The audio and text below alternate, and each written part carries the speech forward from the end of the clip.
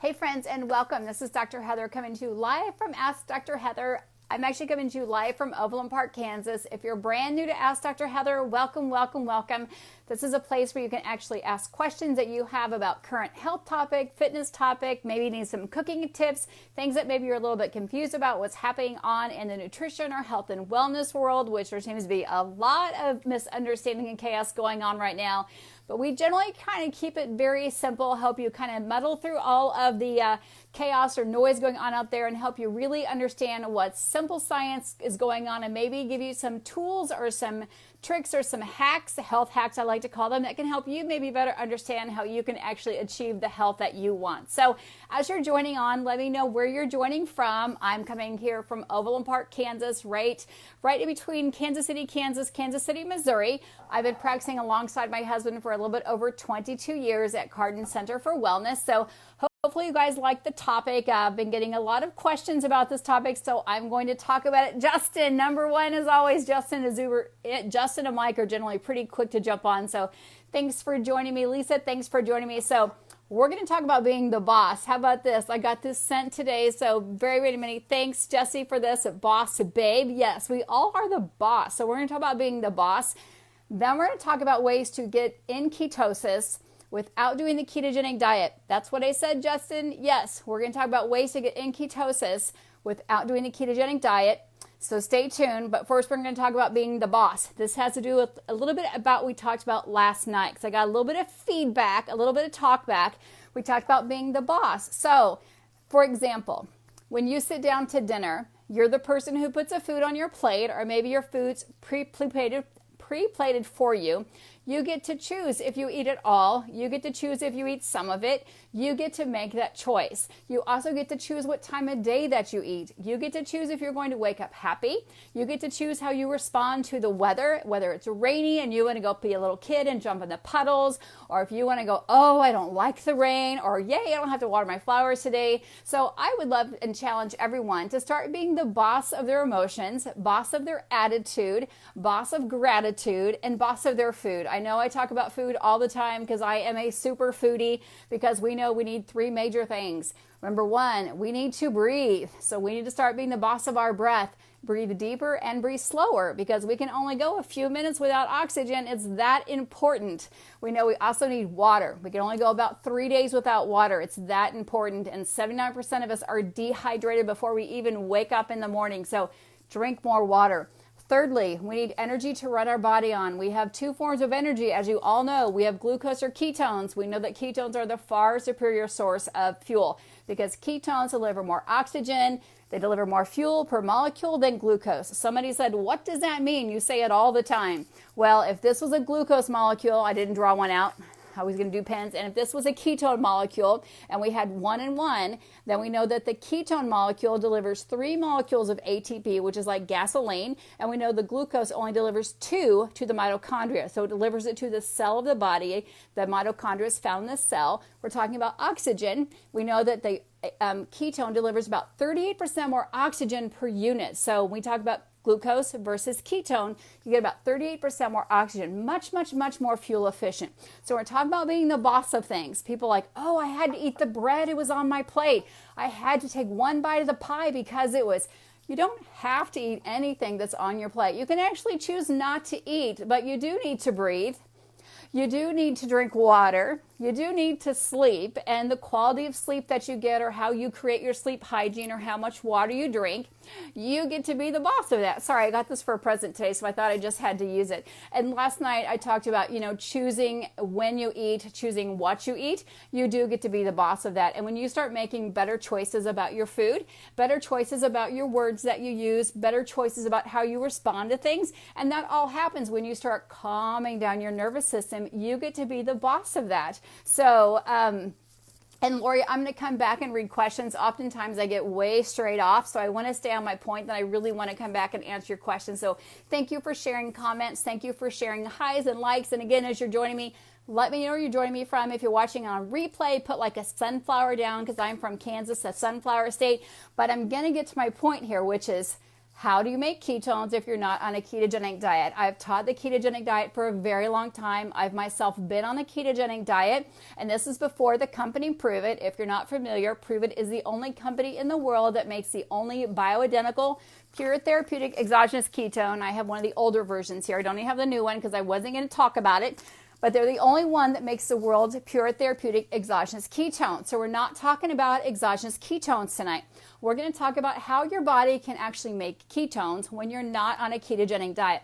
On a ketogenic diet, you have to be pretty strict. It can be very isolating. I've done this myself. It can be very isolating if you don't sleep perfectly, if maybe you overreact to something because your dog made you mad, or it spilled something all over the carpet, or it ran over your neighbor, or you had a flat car, or all the stress of what's happening with the virus, or your kids are now home and you're trying to homeschool your kids and you don't know what you're doing and you're trying to work from home, or maybe you lost your job, any type of stress like that, or maybe your doctor started you on new medication, or maybe, you have a hidden food allergy. There are 1,000 reasons why your body cannot stay in ketosis, or you have a craving that's larger than life and sugar hijacks your brain and you can't stay in ketosis to get the benefits of ketones, although you want them. But here's a pretty slick hack that just gets overlooked so many times. So I do want you to share this with people because oftentimes they think it's black or white. I either have to be on a keto diet or I have to be on the standard American diet. So I'm either all or none. And that's not the truth. We're missing a very large part of it,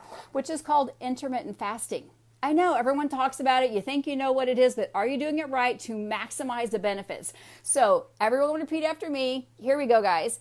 It's more important when you eat than what you eat. Yes, I want you to eat organic. Yes, I want you to eat homegrown. Yes, I want you to eat local. It's more important when you eat than what you eat. So what that means is that you can be on a paleo/low carb vegan diet. Oftentimes when I was a vegetarian or vegan, it was really hard to get ketones to be produced in my body. Almost impossible. I have to run like 20 miles to even get the glucose and glycogen low enough. Now we know that if you do intermittent fasting, we didn't teach us back in the 80s and 90s that if you hold off in the morning and you squeeze the intermittent fasting window and you actually really deplete that glucose, because that's what causes your body to produce ketones. When you deplete the glucose and you tap out the glycogen, then your liver goes, I'm going to get some ketones. I'm going to go find that fat and break it down and get some energy and make it myself. Now we know that if you actually add in, so say your body's depleted the glucose or glycogen, you've done a great job intermittent fasting, you're in that maybe 8-hour window, maybe a 6-hour window, maybe a 9-hour window, kind of works best for you, and you're only on a low carb diet. You didn't go keto, you didn't go all the way, maybe you're having 50 carbs instead of 25, but again, you've lowered your carbs either through exercise, you're eating pretty clean. There are a few things you can add to your diet that actually help you make ketones. One of them are called MCT. So if you know about MCTs, give me a high five. I like to hear people's feedback. I'm much better in live than on the Facebook here, but I love to do live conversations with people, but I know you guys can't talk back. Anyway, if you add MCT oil, your body can actually break that down, specifically your liver. Your liver will break that down and make additional ketones. So your body can take MCT. Now there's a lot of MCTs out there and they're not all created the same.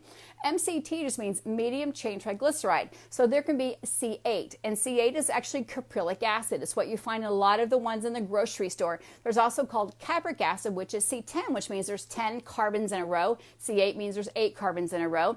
There's C12, which is lauric acid, means there's 12 carbons in a row. Then you can get in some longer chain acids, which are C14, C12, C16, C18, linoleic acid, palmitic acid, myristic acid, so 14, 16, 18. So when you can get a nice blend of those MCTs, the liver can really start making some more of those additional ketones. That's why I'm going to say the word bulletproof. I don't like to say that, I'd rather say fat coffee. That's why when the big fat coffee movement came around, like, hey, let's not have breakfast, let's wake up and have that fat coffee. That's why when you put MCT oil into your coffee or your tea in the morning, your liver would start taking that and turning it into ketones, even on a low carb diet. So that's one of the big secrets we have here. So share this with your friends, tag it with your friends. Lisa, thanks for the thumbs up. So you can use something, but again, some of the MCTs are just C8, where this 143, if you want for information, let me know. I'll be happy to share it with you. This is C8, 10, 12,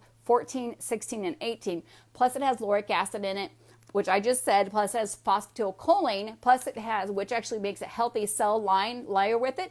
Oftentimes when we have broken brains or damaged cells, the cell wall is actually pretty weak. So dumping in more energy into it doesn't always do the job, because you actually got to have a healthy cell wall. So making a healthy cell wall, plus putting in the nice energy, your body can multiply and make really good energy from it, or additional ketones to it. So you can take that low-carb intermittent fasting, add in additional MCTs, and your liver will turn those into additional ketones, not being on a ketogenic diet.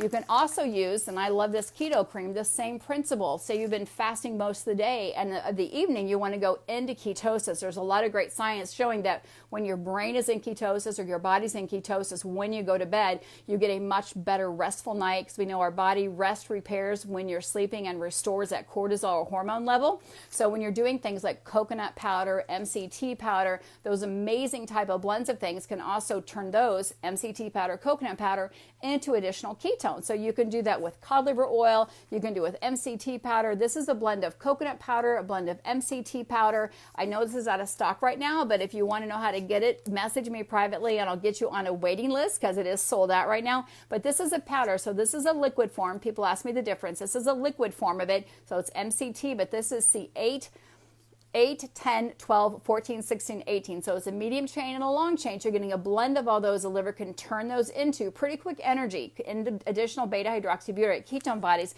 where this is a powder form. So you need to mix it with something. Doesn't taste very good dry. And then again, your body will turn this into, once you liquefy it, it will turn it into additional ketone bodies. So using the intermittent fasting science, where as you sleep all night or as you work out during the day, when you're eating in a shorter cycle and you deplete those glucose or glycogen on a low carb diet. There are some males who can actually go up to 70 to 80 to almost 100 carbs on a low carb diet, use MCT oils in an intermittent fasting style, because they've lowered their feeding window, they've lowered their glucose and glycogen, then they simply add the MCTs into it and their body will actually shift and make those into ketone bodies, and boom, they're in ketosis. Add a little bit of exercise. They're not having to actually go as strict as 5 to 8% carbohydrates, which could be 20 or 25 for myself. They're doing 50 to 60%. So I think it's a great bit of information. Oftentimes gets skipped over, overlooked. It's a great way to prime the pump, so to speak, to get your liver saying, hey, you don't have to break down, a bunch of avocados or break down 15 tablespoons of coconut oil. I've got it right here for you. And that's really, when you look at a tablespoon of coconut oil, it's C8, C10, and C12. C12 is kind of what makes it hard. That's the lauric acid, which is antiviral, antiparasitic, and antifungal. But the trick is, if you're feeling stuck or you're like, I just can't do the keto diet, it's way too hard and too stringent. I am a super fan of exogenous ketones. I'm not going to lie and be 100% transparent about that. But we're also missing something very important, which is having the addition to make additional ketones. Let our body, because the truth is our body can make ketones. It can also make it from foods that we eat. So oftentimes people are forgetting, what can I eat to help my body make additional ketones? You can have MCT oils, but you've got to have a good one that's a clean product. If you get something that's not very clean, not very healthy, that's low quality, you're not going to have a very good chance of making ketones, because your liver's got to do that. And we all know we have a gut biome issue all over the globe. That's not any new news to anybody else. So again, we're talking about being the boss of yourself. And if you guys just jumped on, we're talking about being the boss of the plate, boss of the food, boss of your mouth. So when the intermittent fasting window comes on time, you're like, okay, I'm going to eat when I'm hungry. First of all, I'm going to drink water and make sure that I'm not just thirsty, because that happens all the time. Drink good, 10, 12 ounces of water in the morning and think, am I thirsty? Am I hungry? Am I hangry? Am I tired? Am I bored? Okay, I'm just thirsty. But you know what? Maybe that's not it. Maybe you truly are hungry. Well, then that would be a great time to add some MCT oil to a coffee or to a tea. It could be a green tea, a chamomile tea. It could be a coffee. Put some fat in there. Put some MCTs. Let your liver, because now you've been fasting since the day before, because if we just woke up in the morning, dump in those MCTs or the MCT powder, the coconut powder, and let your liver turn those into additional ketones. What I do like about this product is it has additional Ceylon cinnamon. Cinnamon's great for digestion. It's great for blood sugar. It's a great antioxidant. There's some other great things. It has a fourplex of collagen in there, so some other great products, but we're talking about how do we make additional ketones from other foods that we eat? So also having things like avocado oil on top of that. You can also use that as well. But the best, highest, purest blend of energy source that your body likes the best to make additional ketones is MCT, C8 and C10 specifically turn really quickly because they're short carbons. There's only 8 C's in a row or 8 10s in a row, but then when you get the extra tail of the 12, 14, and 16, it's going to come along and keep that energy producing. So thank you guys for joining me tonight. I really wanted to just share some bit of information that I think I've overlooked, so I apologize for that, because somebody said, certainly there's something I can eat. You're right. You can eat a keto diet, or you can have a low-carb diet, or you can be a vegan, vegetarian, pescatarian, but again, lower those carbs or that glucose, but you don't have to go all the way to keto. You can add in those additional healthy fats, and again, if you want to know how to get these products, please contact me. I'd love to help you get those, and yes, Tony knows you can get them in Australia, but when it comes to eating, you're the boss. I had this conversation with my mom. She's like, you're telling me it's better not to eat than to eat garbage? I'm like, as your daughter, I'm telling you it's better not to eat than to eat processed foods with red dyes and artificial flavorings and artificial colorings. Now, that is hard to tell the other next generation that it's better not to eat than to eat things with red food colorings in it, because that's not what they were taught. They were taught to eat because you're supposed to eat. And now we're telling people it's actually better not to eat than to put all that processed foods in there. Because when they were growing up, my mom is over 29 a couple times, there wasn't all this pollutant in the air, and they didn't, I would say my kids are not vaccinated. I'll just be right out there. But the kids these days, their vaccination schedules are so much higher than like when my mom was a kid. She probably had 3 vaccinations. I don't know, but not very many. But what I'm getting at is they grew up in a much cleaner environment. They didn't have the pesticides on the yard. They didn't have as many pesticides in the air. They didn't have all the pollutants in the water that we have these days. The foods that my mom grew up on in the 40s and 50s are much cleaner than what we grew up on. I mean, Pepsi wasn't even invented until the 60s or 70s, and nobody really had money for it then. So it wasn't, they weren't getting like the big gulps and things like that. So we know that even that generation was healthier when they're in their 20s and 30s than our children's generation. My kids are in 17 to 25. We know that they have a less likely expectancy to outlive us than any generation for the first time in 200 years. So that comes again, being the boss. It's okay when it comes to Easter or family dinner to say no. I know a lot of us aren't gathering because of the holidays, but you're the boss. You can say, even though it's a holiday, I'm not going to have that. Or if you are going to have it, say, I'm going to earn it. I'm going to go out for some extra work. I'm going to earn my carbs, so to speak. I'm going to do some intermittent fasting because Dr. Heather said it's more important when I eat than what I eat. And that means around a holiday, if I want to have an overindulgence, I want to have some wild yams or I want to have some sweet potatoes, I'm going to use that intermittent fasting cycle, because a lot of us are ending our 40-day eating clean challenge tomorrow, and we're going to do a 24-hour OMED, 1 meal a day. We're going to have our last meal on Saturday, and we just planned our meal on Sunday. We're having Cornish hen and steak and Brussels sprouts and asparagus we're going to have on Sunday. So we'll have our last meal tomorrow at brunch, and then we'll have our afternoon lunch about 2 o'clock on Sunday. So maybe 26 hours for us, but that's what we're going to have: Cornish hen and steak and Brussels sprouts and asparagus. It also is my birthday, so I got to help plan the dinner, but that's really what I want to have to eat. So it wasn't about the desserts. It was about the nice decadent meals and food, and we have these things in the freezer, so it's not like we have to go out and go to the store and get them. So that is the other nice thing. They're already there for us because we had planned on this a little bit ago before all the virus stuff broke out. But the same is for you. When you plan ahead and plan, this is what I'm going to have, this is what I'm not going to have, or, same thing when you're calling ahead to see what someone's going to have at a dinner, call ahead. And if it's something that doesn't fit you want to have, volunteer to bring a salad, volunteer to bring some other type of plate or some other type of dessert. And maybe you never know who you're going to inspire. So, hey, Mindy, thanks for joining. Jackie, thanks for joining. Tony, I just want to say, everybody, thanks for joining me. And that's really what I had to say here tonight. So I guess I don't have a bunch of questions on there, which is absolutely great. I'll probably read through them tonight. So keep dropping your questions and I'll pop on tomorrow and answer those questions. But again, today is day 39 of our 40-day eating clean challenge. And remember, for the 15th time, you are the boss of you when it comes to your attitude, when it comes to how you choose your words, when it comes to how you, when you respond to other people. I'm in a house of 6, so we talk about this a lot.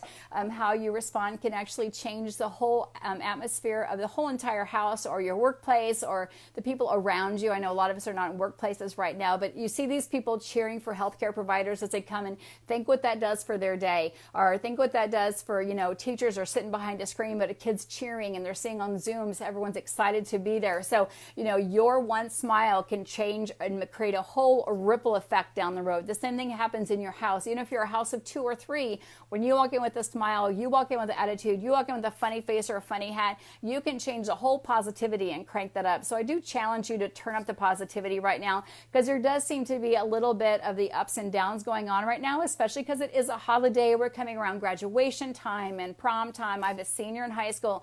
We're hearing all these things. So I challenge you, if you've got someone, I have a niece who's also supposed to be getting married, that you actually help bring the positivity up. Put that weight on your shoulder and say, I can do that. I can lift the positivity. I can turn the gratitude up. I can start to be the boss of my environment, and I can make this a happier place around me, around my family, around my friends. I see a lot of people getting on Zooms with their family and friends and doing fun things. So I challenge you to do the same. Maybe you're going to be cooking your Easter dinner with your family or friends. Get online. Zoom is free to download at zoom.us. If you haven't done it, you can cook from house to house. You can do your hair from house to house, or whatever you want to do, garden from house to house, but have fun. You can yell at your neighbors across the yard, little things like that. But I do encourage you, when it comes to food that you're putting in your body, you're the boss of that. No one made you eat anything. No one's over the age of 5. Everyone's over the age of 5 watching this, or over 15.